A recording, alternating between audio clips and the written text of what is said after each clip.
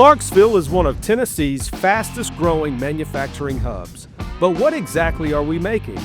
Let's go inside and see what Made in Clarksville really means. Hello, my name is Paul Bishop. I'm the plant manager at the TRANE Clarksville facility.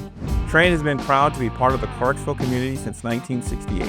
At our plant, we produce commercial air conditioning units that serve a wide range of businesses and institutions.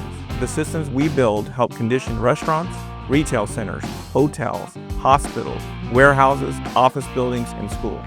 The manufacturing process begins with pre-painted sheet metal, which is laser cut, punched, and formed into the parts that make up each unit's cabinet.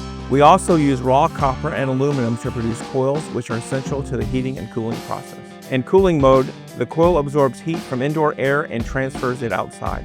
Components such as compressors, fans, and refrigerant work together to enable efficient heat transfer and system performance.